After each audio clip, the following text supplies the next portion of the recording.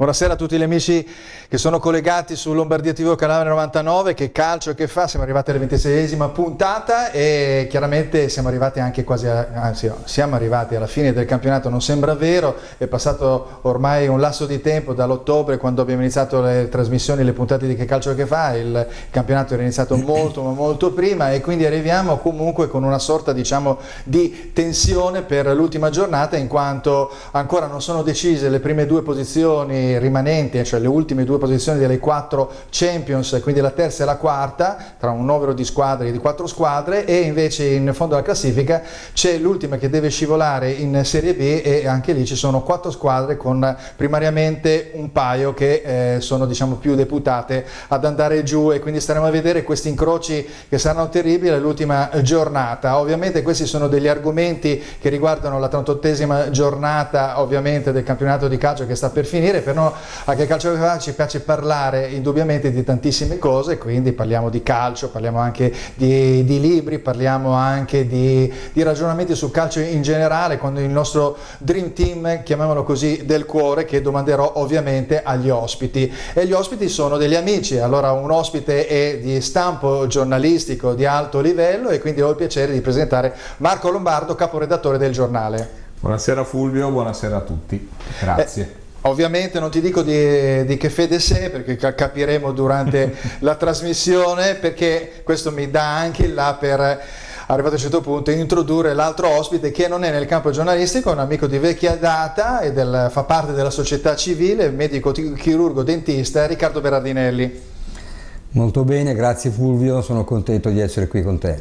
Bene, fa piacere anche a me, anche perché poi tu, vabbè, noi non possiamo dire quando parliamo, quando ci troviamo a calcetto, le varie situazioni, come si può parlare del calcio un po', però insomma il fatto di poter esprimersi anche da un punto di vista meno professionale ma un po' più colorato è una cosa che anche interessa anche nella nostra trasmissione. Allora, prima di iniziare però volevo domandare, prima di iniziare proprio a parlare di calcio nel vero senso della parola, nella tua attività, mi rivolgo a Marco Lombardo, che è il direttore di Stile Mese, ha l'occasione di girare il mondo per la questione, diciamo, principale, che riguarda le interviste di altissimo livello che tu riesci a fare, ma anche per ciò che riguarda un lato della tua professione, che è la tecnologia legata chiaramente all'informatica, e in questo periodo, diciamo così, molto serrata. Ti domando due situazioni: un'intervista che ti ha emozionato in particolar modo e un'intervista con qualcuno in cui invece sei entrato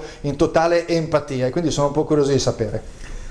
Bah, sai, sull'empatia dipende, sì, è vero, dipende molto dall'intervistato, no? Per cui non è sempre. Devo dire che sull'empatia mi ha divertito molto una cosa che ho fatto negli ultimi tempi riguardo alla parte tecnologica, cioè ho intervistato il numero 1 cinese, cioè mondiale, che è un cinese di Huawei, che si chiama Richard Yu, è un personaggio straordinario, molto simpatico, parla un inglese pessimo, però ci scherza anche molto sopra, e soprattutto dice delle cose meravigliose, perché è capace di rivelare dei segreti aziendali, con la disperazione di tutti quelli che stanno intorno a lui, che non possono dargli...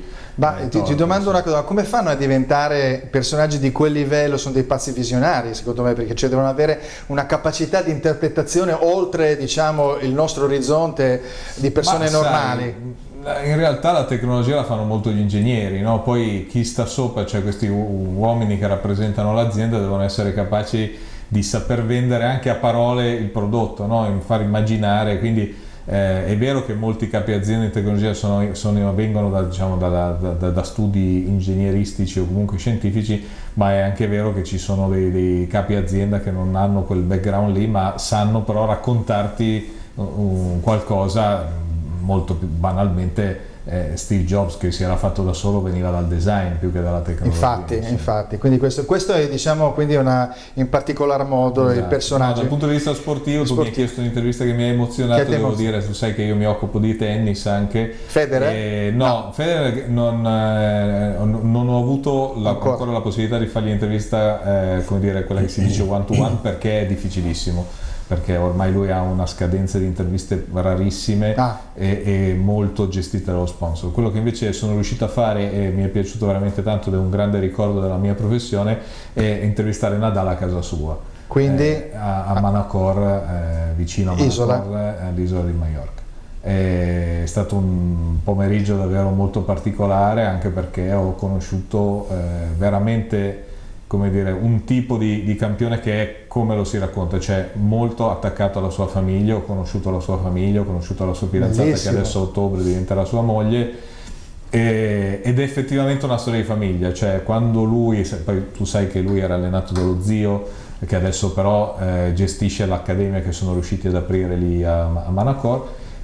Quando appunto si racconta di questo rapporto, di quando si dice che a lui è stato insegnato che è una persona speciale quando è sul campo da tennis, ma quando esce torna a essere una persona come tutti, effettivamente è proprio così, ma lo vedi anche proprio dai, come dire, dai valori familiari, che appunto sono la base di questo. E poi già il fatto stesso di accoglierti a Maiorca, sì, esatto. Al di là che hai preso anche probabilmente la possibilità di avere un bel weekend anche. Sì, no, ho fatto un giorno e mezzo, insomma, però al di là di andare a Manacor per andare a fare il bagno, che poi non è semplicissimo perché da Manacor, che poi non è proprio sul mare, ma devi andare un pochino vicino dove ha la villa Nadal, lì è tutta scogliera, quindi ti devi buttare sotto, ti devi fare tipo i tuffi, quelli sai che fanno a grandi altezze. Ecco, volevo dirti una cosa invece, che mi hai accennato invece al debutto online del nuovo sito, che riguarda appunto la declinazione della tua rubrica sul sito. E diciamo che la tecnologia per me non è un lavoro ma è una passione, quindi ho un blog sul sito del giornale che si chiama Tra me e Tech,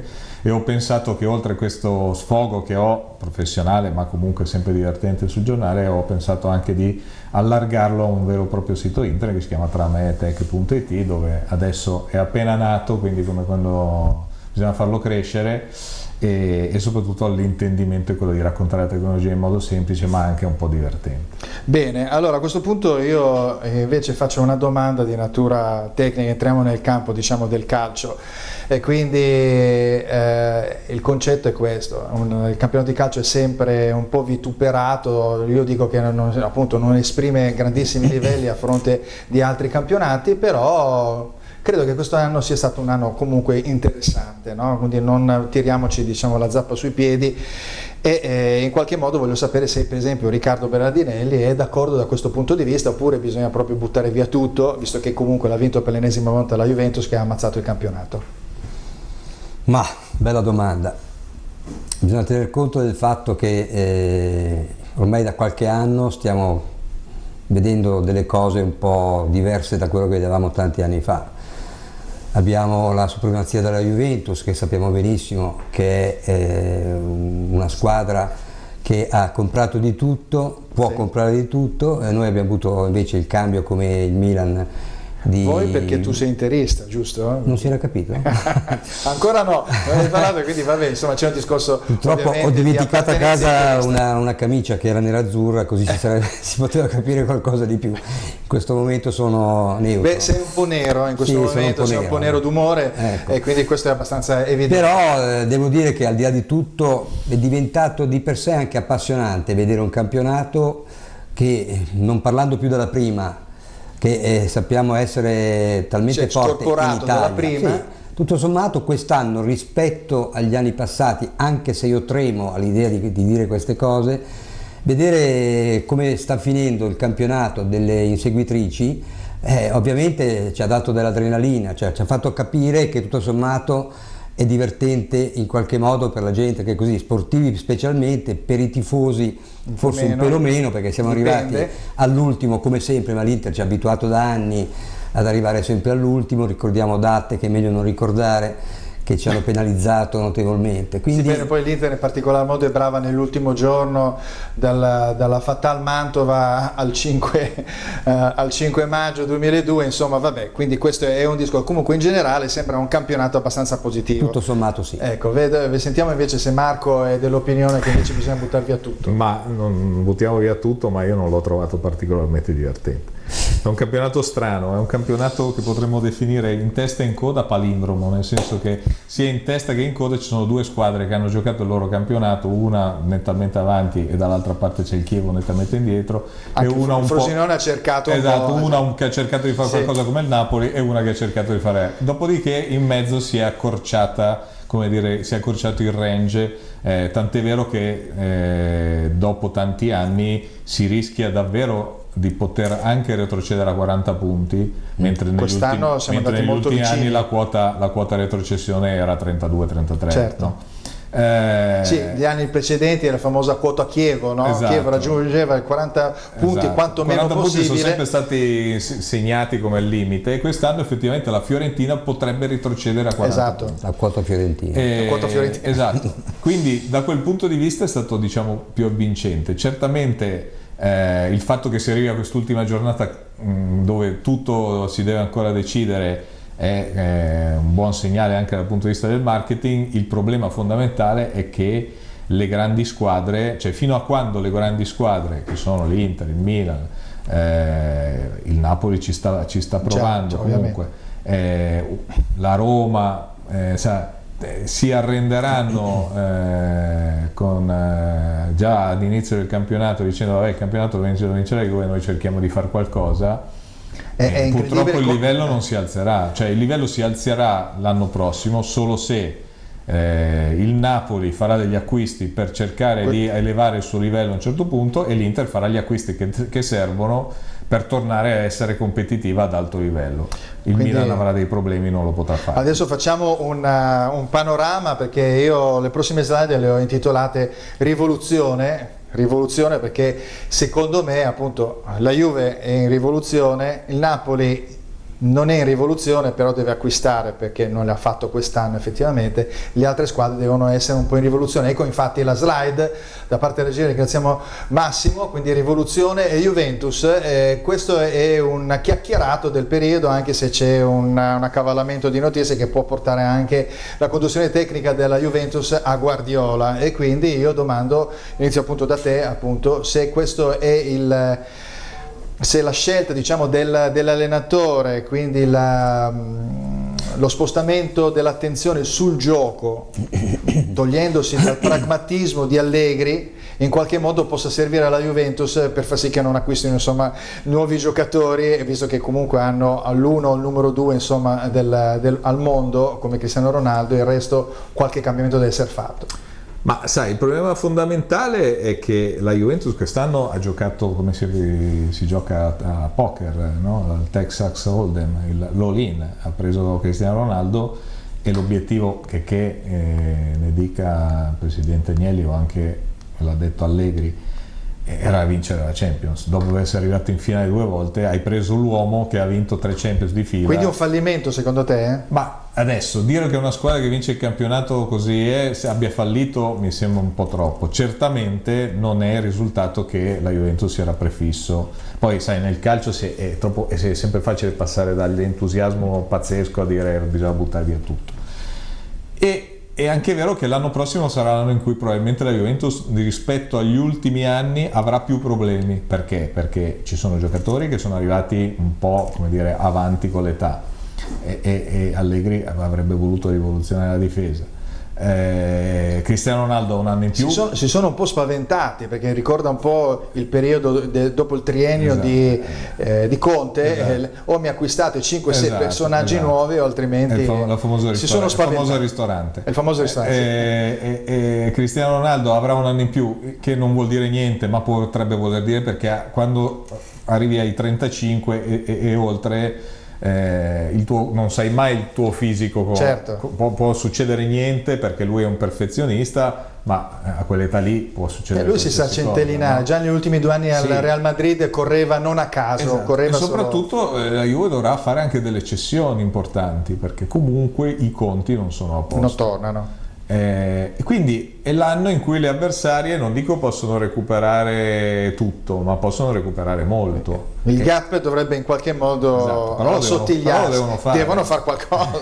Lo devono fare. Ovviamente. Io invece domando a Riccardo, non so se vuole aggiungere qualcosa riguardo alla Juventus, perché Altepere invece è la rivoluzione Inter. Hai da aggiungere qualcosa? Hai fatto una disamina a tutto tondo. Ma diciamo che quello che ha detto lui è perfetto, non fa una grinta, anche perché mi sembra di vedere per certi versi ai tempi di Moratti, quando l'Inter non riusciva a esprimere il massimo, ogni anno prendeva qualcuno di più, prendeva quello, prendeva quell'altro, ma non si vinceva mai. Una piccola differenza è che non si vincevano 8 scudetti di fila, però, quello mai, perché erano tutte qui più equilibrate come squadre, quindi anche era una competizione ancora più vera.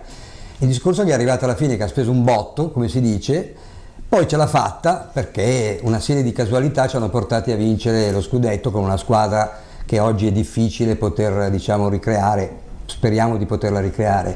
Il concetto è che adesso lui sta facendo, la Juventus, Agnelli sta facendo un discorso, dice, ho preso Ronaldo, adesso cosa mi manca? Mi manca un super allenatore. E perché quello c'ha una fame, vuole vincere sta Champions a tutti i costi e per me uno è impazzito in questo momento, sta cercando la chiave di lettura, parafrasando il motto c'è poco da essere allegri, tanto che l'ha spiazzato, perché deve dire adesso noi vinceremo per forza. Il problema è che faranno molta fatica, perché quando tu sei troppo preso per una cosa del genere non ti rendi neanche conto di quello che stai spendendo. Poi diciamo anche una cosa, che arrivato a un certo punto la Champions ne sa qualcosa l'Inter, ne sa qualcosa anche il Milan, c'è sempre una dose di fortuna, arriva in fondo la squadra che bene o male vince, no?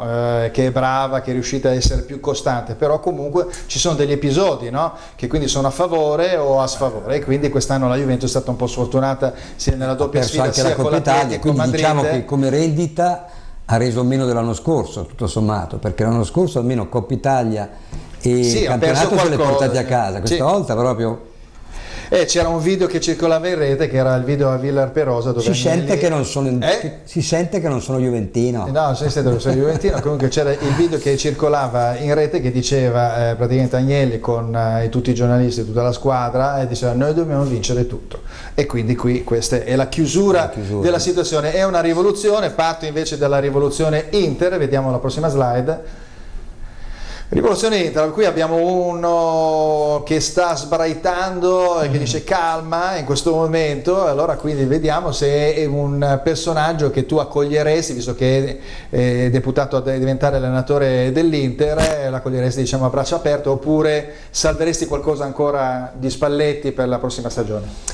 Allora, io partirei dal caso Spalletti. Spalletti è una brava persona, però delle volte è un pauroso e ha dimostrato in più occasioni, quando ha difficoltà a piazzare in campo due attaccanti, che un tempo era una cosa normalissima, perché ha sempre paura, ma forse perché sa che dietro non ha un granché e il centrocampo non copre mai. Però è uno che osa poco a certi livelli, poi si è incasinato col problema del nostro centravanti, che anche lui c'ha qualche problemino a parte quello che ha dimostrato. Per cui nell'Inter spesso, quando si arriva a un certo punto, si cambia allenatore, ne ha cambiati tantissimi negli ultimi 20 anni, quindi voglio dire, sappiamo che andiamo a toccare questo argomento. Tu non vedi comunque una sorta, diciamo, di un biennio comunque con Spalletti che in qualche modo abbia cementato la difesa, per esempio è stata costruita, adesso con l'arrivo di Godin dovrebbe essere ulteriormente forte, no? Perché siamo alla difesa per esempio in casa più forte di tutta Europa, in casa magari non va. Sì, certo, no. Esatto. Quindi... Però allora qui non si tratta, come succedeva in passato, di cambiare l'allenatore perché l'era dell'allenatore era finita, si tratta di prendere chiaramente uno che dovrebbe essere un top per quanto riguarda gli allenatori, però sappiamo benissimo che Conte, se viene all'Inter, non viene certo per fare quello che ha fatto Spalletti all'Inter. Lui viene innanzitutto se l'Inter entra in Champions, quindi bisogna vedere cosa succederà. Certo. Secondo, lui sa già e ha già detto io voglio questo e quest'altro, per cui questa è la cosa che mi fa piacere Non Sì, tanto il appunto fatto quello che di stavo Conte dicendo, come allenatore, esatto. che non so, devo ancora valutare cosa succede nell'Inter, perché nell'Inter sono passati allenatori che sembrava che dovessero fare chissà che cosa e sembra che nell'Inter gli allenatori si spengono a un certo punto. Beh, diciamo che in questo momento comunque l'interista dovrebbe, al di là del fatto che deve comunque entrare in Champions, però per l'anno prossimo dovrebbe esserci effettivamente questo rimpolpamento, sia che rimanga Spalletti sia che arrivi, ragionando di più, Conte, con giocatori nuovi e profili nuovi, quindi dovrebbe esserci un po' una sterzata. E rivoluzione Inter, allora totale, mi sembra che ne abbiamo già parlato, che tu sei favorevole all'arrivo di Conte e quindi altre cose che potrebbero, diciamo, cambiare. Io capisco perché tifosi dell'Inter, Conte, ci sono molti che storcono il naso, però io credo credo da sempre che le squadre si cominciano a fare dall'alto, no? Se non c'è una società sopra, tu puoi anche prendere l'allenatore più bravo del mondo, ma cioè, ci vuole tutto, insomma, no? Quindi diciamo che il progetto Conte prevede tutta una serie di cambiamenti, cioè che è l'arrivo di Marotta, che è appena arrivato, il ritorno di Oriali, che tornerebbe perché con Conte sono amici e vanno molto d'accordo, e l'arrivo di Conte. E questo, se così fosse, porterebbe a, come dire, una struttura di comando unica e non al solito caos che di solito regna e ha regnato, devo dire, anche durante l'era di Mourinho e quella di Mancini, ma Mancini e Mourinho a quei tempi sono stati bravissimi a gestire tutto, la situazione. Però adesso non si può più, bisogna costruire una società, bisogna costruire un diverso spirito. Spalletti ha fatto, non è tutto quello che ha fatto sbagliato, certamente qualcosa ha sbagliato, certamente secondo me è arrivato, ogni allenatore ha il suo ciclo che dura breve, può essere breve, poi dura 2, 3, 4, 5 anni, però arriva un momento in cui capisci che la squadra non ti segue più. E la squadra non lo segue più, e questo è chiaro. Cioè, adesso si spera che dopodomani la squadra tiri fuori le ultime energie e l'orgoglio per battere l'Empoli, che voglio dire, adesso in condizioni normali, anche se l'Empoli gioca benissimo, io sono un fan di Aurelio Andreazzoli, lo dico, sì. Perché prima, quando poi inspiegabilmente è stato cacciato, e dopo la sua squadra ha sempre giocato benissimo. Esatto, è ritornata poi in Però esatto. stiamo sempre parlando dell'Empoli, sì. E quindi insomma speriamo che tirino fuori queste ultime energie, ma quello che si è visto a Napoli era proprio una squadra che con la testa non c'era, pensava già nel senso, partita. Spalletti, anzi devo dire che molti hanno attaccato Spalletti, ma invece io devo dire che a Napoli ha fatto quello che doveva fare, sì. Cioè ha impostato una squadra che per cercare di segnare dei gol, magari per passare in vantaggio e poi dopo tenere, purtroppo un gran gol di Zielinski, un gran gol, ha cambiato i piani, il secondo gol stupido, a quel punto secondo gol stupido, ma comunque anche l'Inter ha rischiato a un certo punto di pareggiare con Lautaro Martinez. Quindi non è che proprio tutto è andato male. Certamente però di testa la squadra era già pensava, ha tirato già Jeremy in barca. Dopodiché, dopo la partita dell'Empoli, comunque è finita, cioè questa squadra qui non può continuare. Ok, quindi vabbè, insomma è rivoluzione. E una piccola situazione invece con la prossima slide, visto che è stato, ahimè, il punto centrale focale della stagione, ma una cosa velocissima, ne abbiamo già parlato, ne hanno parlato tutti, quindi io voglio solo un nome, Marco Lombardo. La colpa di chi è?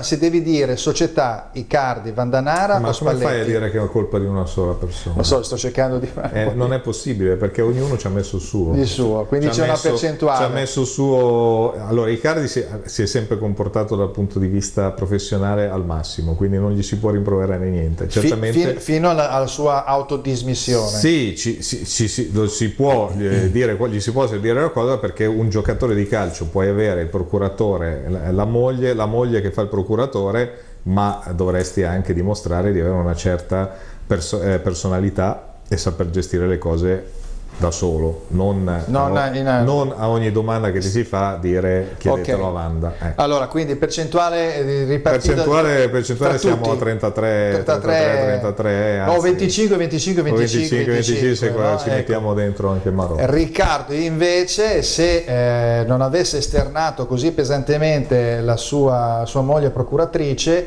a questo punto ci siamo ritrovati in una situazione completamente differente, con magari un rinnovo di contratto. Quindi io domando Riccardo, a che cosa è valso aver fatto tutto ciò, Riccardo, riguardo a questo, perché dopo alla fine lui va via, probabilmente va via 99,9 su 100, la sua quotazione si è abbassata, all'estero non so quanta gente dopo sia così disposta ad avere un giocatore di... Quindi a che cosa è servito tutto ciò, Riccardo? Oltre alla percentuale che mi devi dare degli altri. Io la percentuale, perché c'è sempre uno che comincia, poi dopo alla fine quando ci sono i guai si dividono in parte perché ognuno ci mette del suo e magari poi i danni vengono amplificati. Per me grande colpa ce l'ha lei, la moglie, perché la moglie ha creduto fino all'ultimo di avere in mano la pepita più importante che esiste al mondo e ha pensato tanto questi qui prescindono dai cardi, per cui a un certo punto io penso che sia il momento di rilanciare per poter prendere più soldi, e questo forse non ha fatto i conti, forse se non ci fosse stato Marotta magari in qualche modo sarebbero riusciti, perché l'altra parte della dirigenza... C'è stata, diciamo, un po' una rottura quando fosse arrivato. Poi ripeto, dopo i danni, come diceva giustamente l'amico Marco, sicuramente vengono ripartiti, perché poi uno comincia e poi gli altri fanno altri guai, però chi ha pensato di approfittare del momento per poter portare a casa di più, cosa che peraltro voci di corridoio dicevano che anche lei avesse consigliato alla sorella di come comportarsi per guadagnare più soldi in una certa circostanza. Insomma, stiamo entrando... È una che voleva guadagnare. Ok, vabbè, basta, allora non entriamo più. Poi io volevo solo fare una piccola puntualizzazione, perché altrimenti andiamo avanti a fare tutta la puntata, ormai è andata. Rivoluzione della terza squadra, perché io lascio perdere il Napoli, perché il Napoli deve solo comprare determinati giocatori, qua invece si tratta di una rivoluzione. Ci sono due che ridono vicino a Gazidis, che sono due un po' in bilico, soprattutto uno, e poi c'è un allenatore che è stato un po' vituperato tutto l'anno, che tutto sommato è riuscito a mantenere in corsa fino all'ultima giornata con un organico, un Milan con un organico che è inferiore rispetto alle altre squadre, e quindi direi che forse tutto sommato quello che sta ridendo di questa situazione un po' è Gattuso. Sei d'accordo, Marco? È giusto che poi dopo un anno di Leonardo si debba ricambiare ancora il tutto? Capisco che ci sono i conti, capisco che ci sono i soldi, perché Elliott non può perderne altri. Ma sai, il problema è decidere che cosa si vuol fare, perché la verità è che ormai è o Leonardo o Gattuso, cioè si sa che i due non vanno d'accordo, questo è abbastanza... Ma non c'è un discorso di più che altro economico dietro, no? Quindi... Ma sai, il discorso economico, no. È anche vero che gli acquisti fatti quest'anno a Leonardo, al di là di Paquetá, che forse è l'unico che ha funzionato, non è che tipo Castillejo non è che hanno reso come l'Axalt come dovevano rendere. Dopodiché c'è anche la gravosa eredità degli acquisti fatti l'anno precedente, ancora peggio, e in più c'è questa spada di Damocle dell'UEFA che secondo voci sarà uno spadone, nel senso che sarà difficile evitare una sanzione dura, perché stiamo parlando di una decisione su un primo triennio nel quale è stato fatto un ennesimo ricorso al TAS e la cosa già ha indispettito l'UEFA.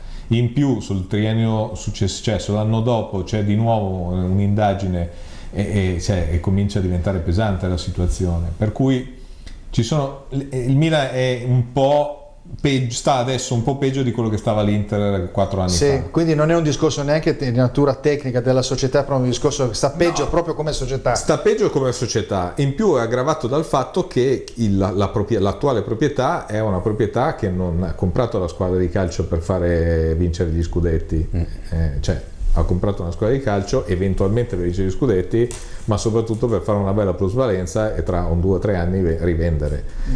Quindi è una situazione un po' strana, nel senso che cioè, sappiamo che Suning ha comprato l'Inter perché voleva entrare nel mercato occidentale, far conoscere il suo nome, insomma, quindi aveva la Juve ha la famiglia Agnelli, il Napoli ha comunque il Milan ha un fondo di investimento che rivenderà non si sa a chi, tra un po', se i conti saranno messi a posto, quindi i conti vengono... A breve però mi sembra un po' strano, perché io mi ricordo che Conto IR furono programmati, no? Viene fatta la società virtuosa dell'internazionale, sì, a garanzia con le banche, e poi un pagamento, certo, mensile. Ma il problema è che i conti del Milan sono peggio di quelli che erano dell'Inter, ancora attualmente, perché comunque stiamo parlando ancora di un passivo intorno ai 100 milioni di euro quest'anno. E insomma la situazione è tosta, è difficile, e io in questa situazione non, come dire, sì, è vero, molti amici milanisti mi dicono ma il Milan gioca male, sì, però il Milan sta lottando per il quarto posto con una rosa... Poi ha avuto anche dei momenti discreti, no, anche, esatto, ha sempre cercato di mettere in campo una squadra. Bisogna decidere cosa fare, cioè se la situazione è cerchiamo di salvare e tenere la squadra unita, e allora io terrei Gattuso, perché è comunque dai giocatori molto apprezzato, qualunque sia, certo, il giocatore che arriva. Dopodiché c'è questo progetto di giovani eccetera, per cui secondo me se invece vogliamo avere un Milan che tenti, non dico di vincere, ma no, di tornare a vincere qualcosa, o comunque di tornare a essere stabilmente in Champions League, puoi anche fare un'altra scelta. Dopodiché però sarà durissima, perché si è visto quest'anno l'Inter che è tornata in Champions League, l'ha giocata, ma l'ha giocata, cosa vuol dire giocare la Champions League con una rosa limitata a 20 giocatori, 20 certo, giocatori, con delle limitazioni, e poi con una rosa che sappiamo come è stata costruita. Sentiamo invece Riccardo, quindi Gattuso ha fatto bene dal tuo punto di vista, diciamo, come allenatore? Ma io credo che è stato bravissimo a tenere i giocatori. Tutto sommato non ci sono stati grandi problemi, a parte qualcuno che ogni tanto ha dato in escandescenza, però è uno che alla fine riesce a tenere il gruppo. Sicuramente sa di non avere il massimo come giocatori, però allo stesso tempo psicologicamente è uno che dà sicuramente conforto. Da lì a dover scegliere poi qualcosa di meglio potrebbe essere anche più giusto, perché le squadre non si vincono soltanto con l'alta psicologia da parte di un allenatore. È uno che ha poca esperienza, e quindi ha, diciamo, cercato di sopperire alla poca esperienza col fatto che è un vero milanista ed è uno che ci mette il cuore. Sicuramente potrebbero far di meglio, però se non entrano in Champions, come io spero, scusate, ma perché se entra il Milan vuol dire che magari non ci entra l'Inter, allora devo fare sempre questi scusi. Io sono sanguigno, a me piace dire le cose come le penso. Potrebbero entrare tutte e due. Potrebbero entrare tutte e due, però vabbè, diciamo che, come ha detto Marco, ovviamente il problema sarà serio, perché quando hai una mancanza di denaro e devi rendere conto alla UEFA nel modo in cui già la UEFA ha fatto capire, sì, puoi sperare di aprire coi giovani, compri qua, compri là, però quando arriverà questo momento? Quindi li vedo, sempre che non succeda un colpo di coda, li vedo un po' svantaggiati. Un po' svantaggiati, anche perché poi arrivato a un certo punto ci va sempre di mezzo il tifoso, perché il tifoso è stato abbastanza bistrattato in questi ultimi anni, 6-7 anni, sia del Milan che dell'Inter, questi cambi di proprietà, questi closing che si sono perpetrati negli anni, insomma una situazione poco chiara. Perlomeno almeno dal punto di vista, diciamo, del Milan. Quella dell'Inter era un po' più chiara, comunque, sebbene comunque complicata, quindi i tifosi hanno bisogno di essere in qualche modo, diciamo, risollevati, e a questo contribuisce, mettiamo la slide successiva, contribuisce la nascita di una nuova testata che è 120 Milan, che l'anno prossimo sarà 121 Milan, perché ogni anno cambierà indubbiamente. È una testata che è stata un quadrimestrale, quindi esce 3 volte all'anno al costo di 20 euro a numero, uno di quei numeri che va diciamo, a riempire la biblioteca del tifoso, in questo caso rossonero, come poteva essere quello di una volta con Forza Milan, che era però una rivista mensile. Quindi è una rivista invece in questo caso che abbraccia numerosi temi, quindi che riguardano ovviamente l'ambiente milanista rossonero, però si allarga alle situazioni, diciamo, della vita normale, quindi l'enogastronomia, la bellezza, diciamo, della vita, percorsi e situazioni che comunque riguardano chiaramente il passato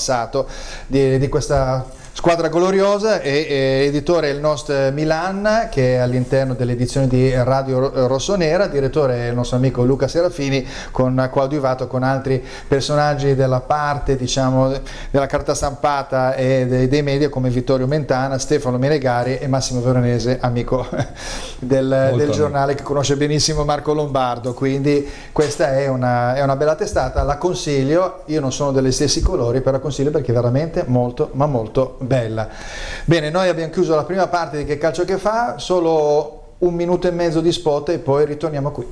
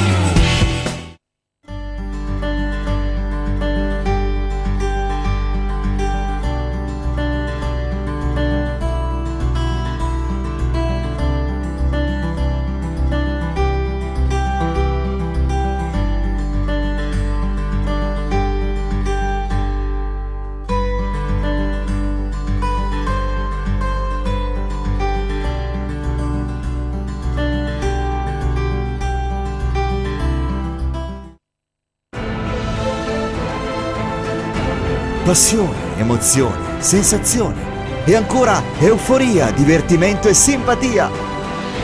Non rinunciare a tutto questo.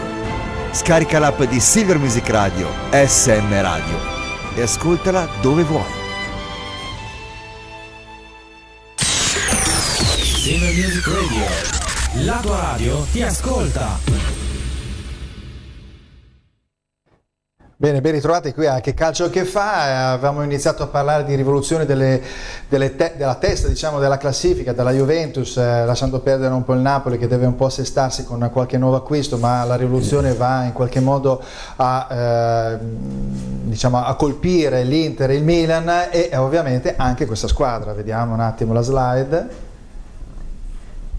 Rivoluzione Roma, questo è l'uomo deputato, perché si è visto ha avuto già una leggera avvisaglia con la dismissione di Capitan Futuro, che è diventato Capitan Passato, De Rossi. Quindi mi ricorda tanto il primo anno di Gasperini, appunto Giampiero Gasperini all'Atalanta, quando dopo 4 giornate, 4 sconfitte, dismise il gruppo storico e puntò direttamente sui giovani. I giovani che poi sono diventati fonte di plusvalenza, e sappiamo benissimo quanto la Roma abbia bisogno di questo. Marco Lombardo, è proprio così? È proprio l'uomo giusto per la piazza poi di Roma? Si vocifera che poi alla fine non è poi il personaggio più dedicato a quella piazza. Ma insomma, sarebbe una scelta stravagante secondo me da parte sua, perché se davvero l'Atalanta va in come sembra, va in Champions League, mollare proprio nel momento in cui hai portato la tua squadra al massimo successo e non giocartelo, però voglio dire, conoscendo un po' Gasperini, è una scelta che potrebbe anche fare, e la dismissione di De Rossi andrebbe anche un po' in questo senso. Certamente la piazza di Roma non è Bergamo, questo poco ma sicuro, e la piazza di Roma non è neanche Milano, cioè la piazza di Roma è molto peggio. Quindi Gasperini ha dimostrato nelle esperienze precedenti, anche all'Atalanta, che all'inizio ha bisogno di un po' di tempo, all'inizio. Dopo, quando l'inizio è partito, c'è il tempo a disposizione. Ma la situazione non è proprio, come dire, non c'è il sole che lo aspetta, perché i tifosi domenica scateneranno una contestazione pazzesca, non tanto per il fatto che sia stato deciso di non rinnovare il contratto De Rossi, è una scelta lecita, perché per una squadra di calcio la cosa più difficile è dire a un giocatore storico che è il momento di mollare, ed è il momento più imbarazzante per tutti, cioè non si riesce a dire. È stato anche all'Inter per Zanetti, che secondo me ha giocato anche un anno di troppo, è stato per Totti, insomma è stato per molti giocatori. Il problema fondamentale è come lo fai, e la Roma ha dimostrato sia con Totti che con De Rossi di non saperlo fare. E tra l'altro è strano perché è una proprietà americana dove in America quando i giocatori si ritirano diventano degli eroi, fanno delle feste, gli tirano la maglia, fanno delle robe pazzesche. Qui non sono riusciti a farlo. E non lo so, è una scelta molto rischiosa lasciare un progetto come quello di Bergamo, dove stanno costruendo lo stadio, dove hanno grandi ambizioni, dove sei arrivato in Champions e magari non dico che te la giochi, però puoi fare una bella figura, vivaio, plusvalenze, e andare là in una società che comunque come primo obiettivo ha quello di fare plusvalenze. Perché? Perché siccome lo stadio non glielo fanno fare, lui Pallotta ha questi soldi da parte per fare lo stadio e non ha nessuna intenzione di investire sulla squadra oltre quello che fa. E quindi vabbè, l'allenatore giusto, però conoscendo Gasperini è possibile che lo faccia, potrebbe anche essere. Quindi domando invece a Riccardo se in tutto ciò rientri un po' la pesantezza, l'ingombro di un giocatore che è diventato dirigente come Totti. Beh, come si faceva a declassare l'imperatore? Cioè, per Totti l'hanno fatto perché Totti rappresentava ancora prima di più la Roma. De Rossi sicuramente un altro valido guerriero della Roma, però è probabile che abbiano fatto un'eccezione per Totti, perché ricordiamoci una cosa, in ogni caso Marco prima parlava di quanto è importante la società e di quanto è importante una società che sia identificabile. Ormai è da un po' di tempo che vediamo delle trasformazioni, società che una volta erano gestite da dei grandi conduttori, grandi famiglie. È rimasta la Juventus grazie al fatto che questa è una grande famiglia che continua a cambiare. L'Inter sembrava che non dovesse mai arrivare a questa situazione, ma lo stesso Milan con Berlusconi, e invece abbiamo visto che le cose cambiano nel tempo. Ovviamente il fatto appunto che dietro ci sia anche questa grande proprietà americana, però non hanno il cuore che hanno. Ma questo è un po' il calcio di adesso, no? Sì. Sai, tutto business e quindi il cuore lo dobbiamo lasciare da parte. Per Totti, no? Dovevano farlo, l'hanno fatto per Totti ed è importante. Adesso dicono, adesso basta, gli altri non valgono, cioè cosa facciamo? Ogni volta che uno lascia che diventa vecchio e molti dicono per esempio dirigente, che De Rossi potrebbe giocare tranquillamente in un'altra squadra italiana senza problemi, certo, quindi chi lo prende fa anche tutto sommato un buon affare, no? Quindi... Ma sicuramente, è sempre stato anche in nazionale, è sempre stato osannato, una bravissima persona, un grande guerriero, ci mancherebbe altro. Però io penso che a questo punto sarà si deve cambiare ormai il sistema, il mondo è cambiato, le società, come ha detto Marco, guardano molto anche al business, perché spesso entrano e vogliono vedere i risultati economici. Questo li porta un po' lontano da quello che il cuore a volte comanda. Sì, sentiamo invece Marco, voleva aggiungere invece. C'è una cosa che, come dire, io ho saputo qualche mese fa quando è andato via Di Francesco, no? C'è stata questa chiamata di Ranieri per cercare di sistemare la situazione. Diciamo che De Rossi avrebbe anche smesso di giocare e diciamo che c'era questa, come dire, questo tentativo di riromanizzare la Roma con una Totti come dirigente ma operativo, Ranieri come allenatore direttore tecnico e De Rossi come vice prossimo allenatore, insomma questa era la cosa. Il problema di tutta questa operazione è che la Roma ha un dirigente che non è in organico ma che praticamente conta più di tutti, che è Franco Baldini, dal quale alza il telefono da qualsiasi posto del mondo dove si trovi, perché lui passa tra il Sudafrica e Londra, ed è il più ascoltato da Pallotta. Beh, ovviamente questo non ha fatto altro, è la spiegazione massima del perché appunto De Rossi viene dismesso, ovviamente per questo motivo, poi, per evitare una deriva di parte, perché poi la proprietà vuole essere agile di poter intervenire in qualsiasi momento. Riccardo? No, dicevo, poi avrebbero dovuto cambiare la società da Roma AC a Roma AO e quindi questo è stato Riccardo. un eccesso di romanizzazione. l'organizzazione. E vabbè, infatti, Quindi hanno pensato di escludere il personaggio. Va bene, invece parliamo invece una lingua inglese. Con la prossima slide voglio sapere da voi i pronostici secchi, God save the football, perché poi sappiamo benissimo in questo momento qua alla fine siamo arrivati a quello che molti qui dicevano, la Premier, il calcio inglese, ecco siamo arrivati, però io dico che il calcio inglese non è che poi prenda tantissimi trofei da tanto tempo, insomma quest'anno è andata molto molto bene, quindi vediamo, e aggiungo un'altra cosa, che tra le prime due squadre, no? Che è appunto il City e il Liverpool, e la terza, il trio che segue Chelsea, Arsenal e Tottenham, ci sono 25 punti, sono più o meno quelli che ci sono tra la prima in classifica e la terza, che è l'Inter e l'Atalanta.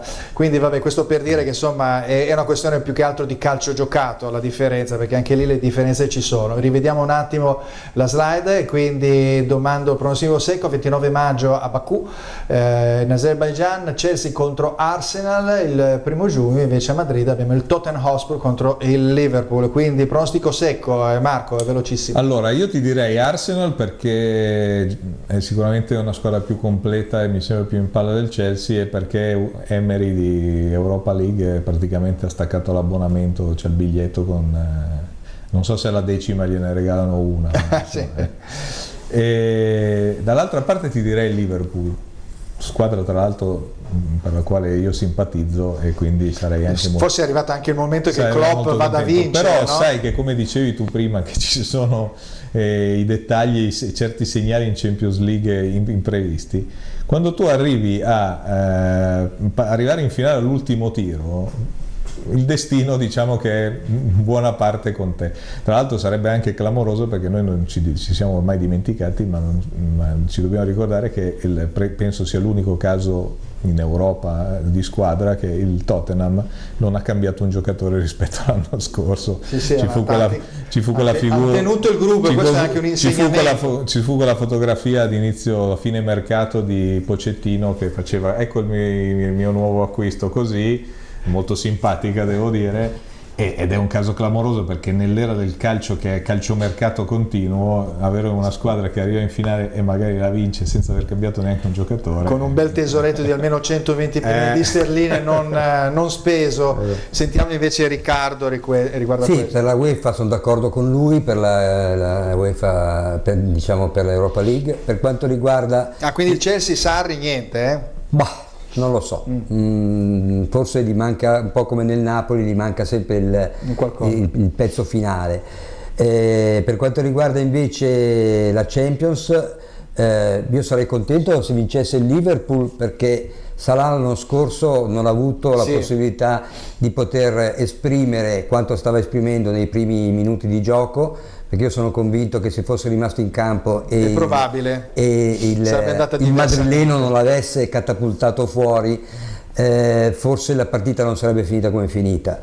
Però sto vedendo un Tottenham che aveva cominciato lentamente, tant'è vero che mi pare che l'Inter avesse sa qualcosa, e aveva approfittato bene di questa sua lentezza, e l'ho visto uscire fuori bene e arrivare dove è arrivato in questo momento, per cui quando si caricano così e sanno di aver battuto anche quella squadra che sembrava che dovesse arrivare fino in fondo, e stiamo parlando dell'Ajax, chiaramente a questo punto potrebbe starci. Mi dispiacerebbe da un lato, perché io preferisco il Liverpool per una questione di equità, per rendere giustizia a quello che purtroppo Salah non ha potuto esprimere l'anno scorso.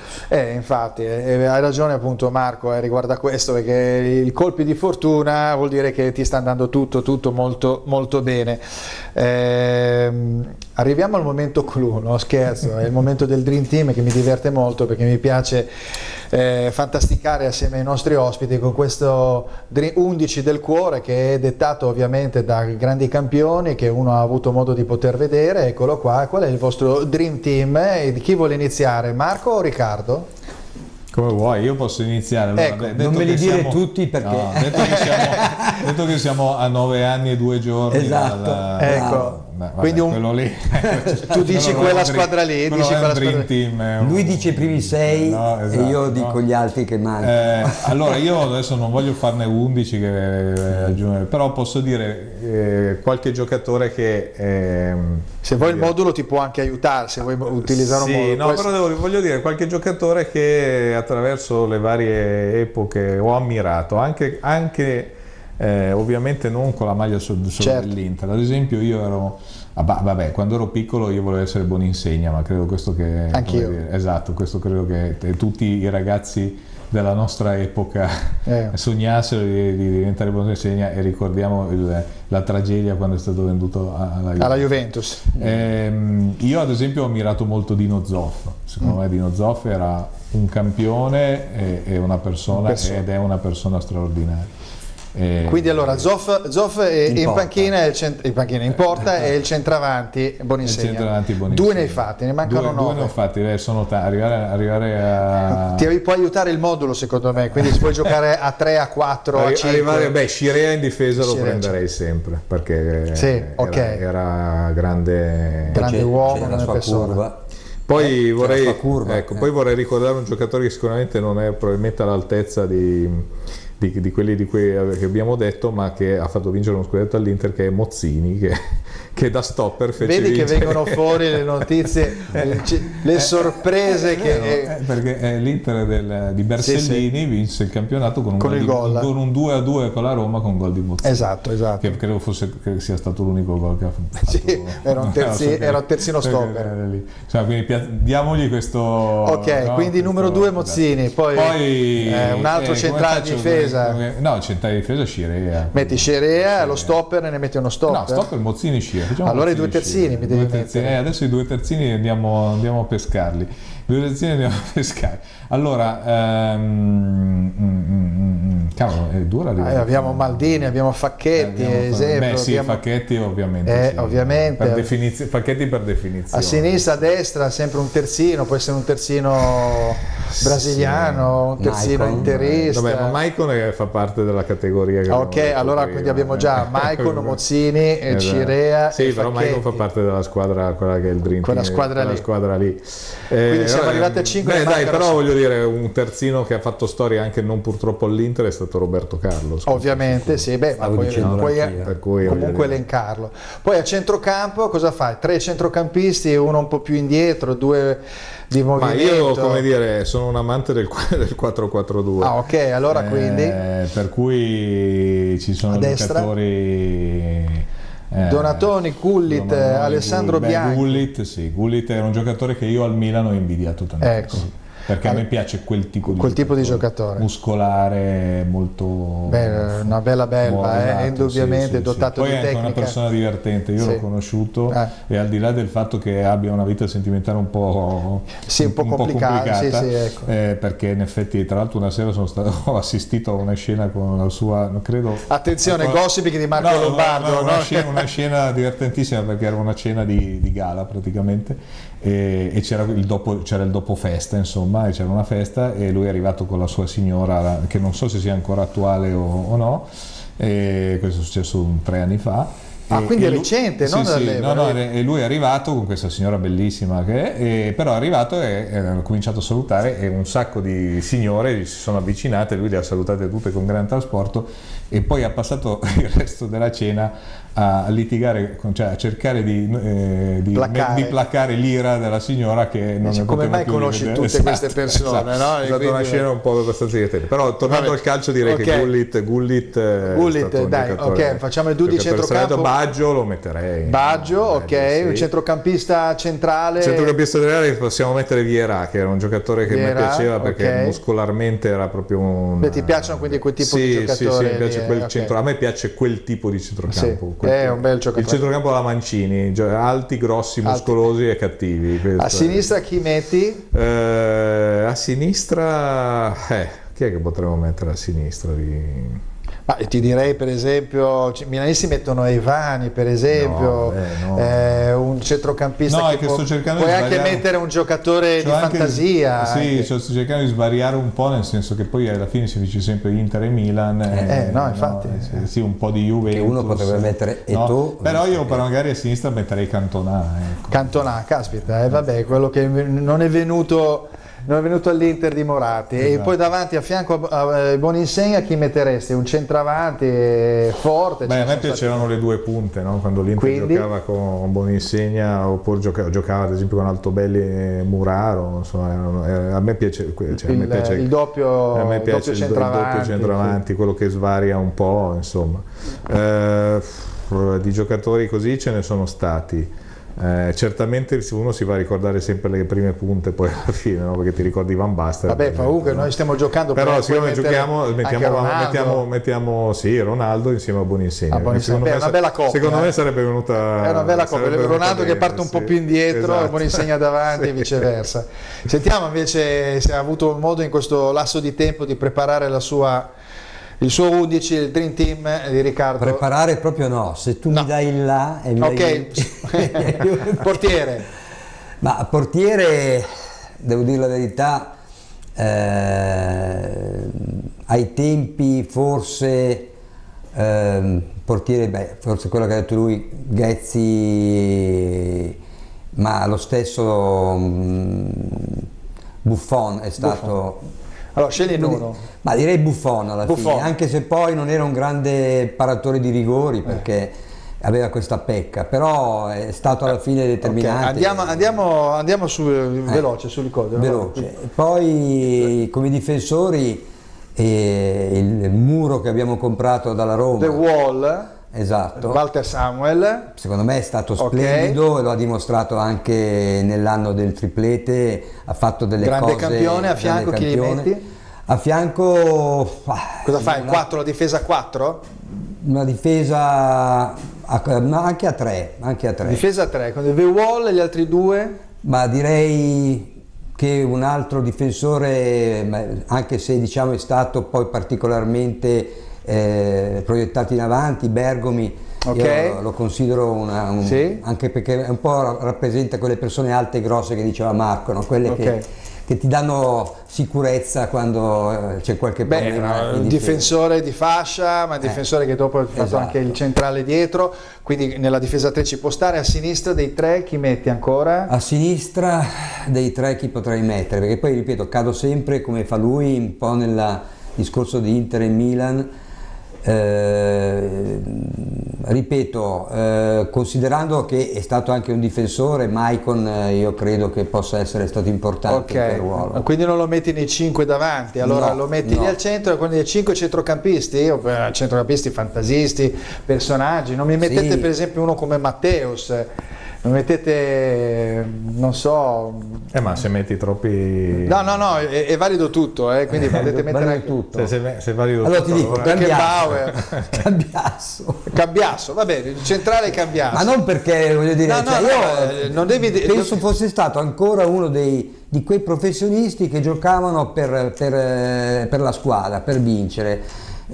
Poi andiamo poi in avanti, Eto'o assolutamente a sinistra, quindi Cambiasso, Eto'o e poi per finire un po' anche tanto dalla parte altri tre a centrocampo, Milito davanti Ronaldo. Milito e Ronaldo, la coppia davanti. Mancano ancora 3 al centro. Mancano 3 al centro. Cambiasso, che te metto a destra? Te metto Muraro, mi pare che giocasse sul lato destro, però era un attaccante. Muraro più a sinistra, però era una seconda punta di velocità. Però vabbè, Muraro farà piacere perché lo incrocio molto nei social.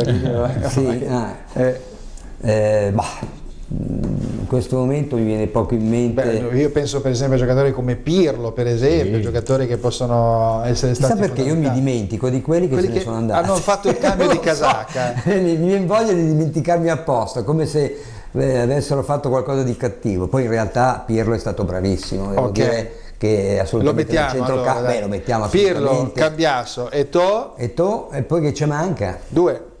Porca vacca, ragazzi. Però tu hai aiutato è messo in Marco. difficoltà, ma anche del passato, possono essere anche giocatori come Mazzola, Messi. Ha detto nei Messi, cioè qua entriamo anche dall'altra parte. Non mi fare, dobbiamo concludere la trasmissione tra un po', quindi se vuoi ci possiamo vedere dopo. va bene, allora facciamo così, dai, ci pensi agli altri due di centrocampo, uno più a destra e uno un po' più centrale, così dopo me la completi. Va bene, d'accordo. Andiamo avanti velocissimamente perché poi dopo stiamo arrivando veramente alla fine, perché il clou sono le partite di questa 38esima giornata. Saltiamo la classifica, andiamo al turno successivo, così vediamo, io lo divido sempre in base all'interesse, voglio sapere poi da voi qual è la partita, studiatevela, che andreste a vedere al di là della vostra diciamo fede e appartenenza. Abbiamo 38esima giornata, Inter-Empoli, che è partita spartiacque perché può decidere tutto in una sola botta, chi va su e chi va giù, intendendo dire la zona Champions e ovviamente la retrocessione. Dall'altra parte sempre molto importante questa Fiorentina-Genoa, che potrebbe essere anche un pareggio, ma può mettere in crisi, il pareggio serve alla Fiorentina ma metterebbe in crisi comunque il Genoa. Poi abbiamo Spal-Milan e Atalanta-Sassuolo, perché Milan e Atalanta hanno queste due partite che sono tra virgolette facili, interlocutorie, perché non sappiamo mai, comunque sia il Sassuolo che non molla di una virgola e la Spal ci tiene in casa a fare bella figura, quindi insomma due partite complicate comunque. Poi abbiamo la Roma che non sta attraversando un grande momento di forma, comunque ha ancora delle piccole possibilità di giocarsi, arrivando tutti a quota 66. E poi Cagliari-Udinese, dove l'Udinese deve fare quel punto che garantirebbe ovviamente il passaggio, la permanenza in Serie A. Poi abbiamo il Torino-Lazio, vorrebbe dire in questo caso mantenere la settima posizione per il Torino nei confronti della Lazio, sarebbe un bel risultato comunque della bella stagione del Torino. Poi le ultime tre sono grigie, perché Bologna-Napoli, ormai Bologna è salvo, Napoli farà la sua partita, Sampdoria-Juventus, lo sappiamo benissimo, sarà l'ultima partita probabilmente di Giampaolo alla Sampdoria. Frosinone-Chievo sono le ultime due che si sfogano nell'ultima partita e salutano tutte e due, quindi ironia della sorte. Vediamo quale partita scegliete in base, diciamo, all'importanza. Che comunque per tutte le cose, considerazioni di classifica l'Udinese è salva, perché comunque anche se arrivasse a pari punti, okay. Quindi è già fuori. Detto questo, se io fossi da spettatore esterno andrei a vedere Fiorentina-Genoa, perché comunque è una partita nella quale il Genoa deve vincere per essere sicuro, e la Fiorentina non deve perdere, quindi è una partita dentro-fuori, è una partita dentro-fuori, e quindi andresti a vedere quella, sicuramente secondo me come spettacolo quella lì, secondo me invece a San Siro non ci sarà spettacolo, a meno che si incancrenisca la partita all'inizio in qualche modo, che dopo alla fine c'è uno spettacolo. Ma quello è il problema, non sarà una bella partita. Non sarà una bella partita. Vediamo invece Riccardo, lo vedo un po' stanco. Hai trovato dopo i due numeri? No, te li dico con calma, te li dico. Va bene, allora la partita... Anche perché avendo dato prima lui la possibilità, avete sfoderato tutto quello che c'è, anche perché il problema dei centrocampisti è sempre stato un problema serio, cioè a noi nell'Inter sono sempre mancati dei centrocampisti importanti, in generale in Italia quando dice i centrocampisti ce n'è pochi da comprare, quindi non è facile trovarli. Vabbè dai, diamo gli Oriali, diamo gli Oriali, ok, va bene.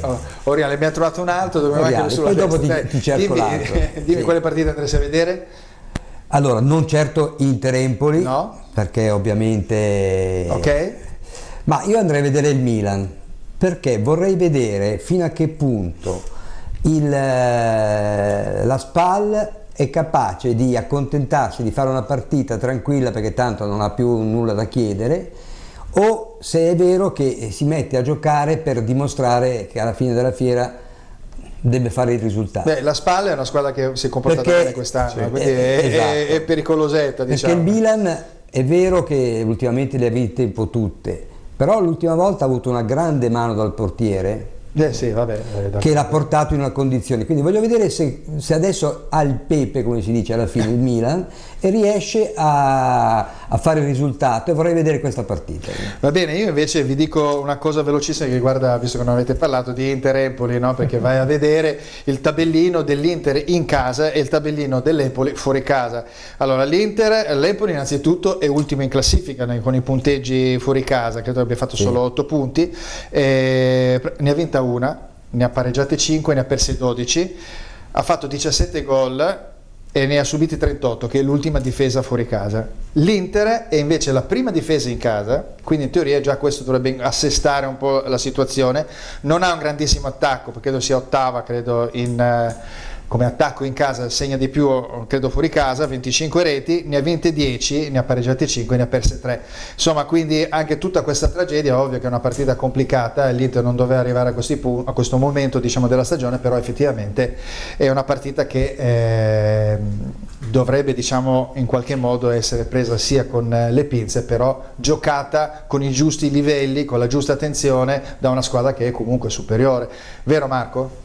Sì, ma il problema fondamentale è che all'ultima giornata di una situazione del genere la testa fa tutto, per cui tu puoi anche essere la squadra più forte del mondo, ma se non entri in campo con la testa giusta rischi di perdere, e purtroppo le ultime partite dell'Inter, perché anche la vittoria col Chievo è stata una vittoria per certi versi imbarazzante, perché l'Inter per un bel po' della partita ha fatto fatica a sfondare contro la squadra ultima classifica per distacco, e poi ha vinto 2-0, ma non è che sia stata, si vedeva che psicologicamente era una partita difficile. Domani, dopodomani lo sarà ancora. Lo sarà. Invece Riccardo, l'Empoli deve andare a vincere questa partita, quindi lascerà qualche spazio. Sì, lascerà qualche spazio. Chiudono sempre gli spazi, quindi lascerà qualche spazio, però io credo una cosa, che è vero, l'Empoli deve vincere per cercare di rimanere in A, però è più pericoloso per l'Inter non andare in Champions che per l'Empoli, certo. Per cui loro saranno un pelino più rilassati di noi. Va bene, allora siamo arrivati alla fine della puntata e chiedo ovviamente a Riccardo il numero 7 sulla destra, perché mi devi completare la formazione. Nel frattempo che io mando invece la slide che riguarda la beneficenza. Dunque l'8 giorno, se vedete, c'è 8 ogni giorno per Emma, che appunto la famiglia Riva organizza in Bersago un evento per la ricerca e la cura della tassia di Friedreich, e quindi www.emma.it, ci sarà il Club Italia Master e altre formazioni che si sfideranno in un torneo a 5, quindi sarà un evento molto importante, che sarà importante anche per il proseguo, diciamo, di questa collaborazione tra Ogni giorno per Emma e il Club Italia Master, quindi 8 giugno a Inversago. Andiamo avanti invece con la slide successiva, sono i nostri soliti appuntamenti, quindi in TV venerdì alle ore 21 come stasera, e sabato alle ore 18 in replica su Lombardia TV, in radio su Silver Music Radio lunedì alle ore 15 e in visione diretta con su Lodi Crema TV canale 111, e poi sul web con qualche piccola notizia su checalciochetfa.com. Saluto, siamo arrivati alla fine, quindi tanti auguri per il nuovo sito frameetech.it, giusto? Mi sembra. Frameetech, sì. Giusto? Bisogna essere precisi sul web. Preciso sul frameetech.it. Ringrazio Marco Lombardo, è stato piacevolissimo averti qui. Un piacere, suggerisco Di Canio, così con cui facciamo. Va bene, adesso vediamo, invece passo la palla Di Canio al dottor Riccardo Berardinelli, che mi devi dire il numero 7, dopodiché ti salutiamo. Guarda, il numero 7 non te lo dico, non te lo dico neanche se mi piangi il cinese, ecco. E non so se hai capito del cinese di cosa stiamo parlando. Non lo so, vedremo un po', beh, comunque siamo arrivati alla fine. Grazie Riccardo per essere venuto qui a Che Calcio Che Fa, grazie a te. Grazie a te. Ok, noi ci vediamo invece tra 2 settimane, settimana prossima non ci siamo, tra 2 settimane con le ultime puntate comunque di Che Calcio Che Fa, andremo avanti, poi vediamo se è il caso di parlare anche di calcio mercato. Una buona serata a tutti.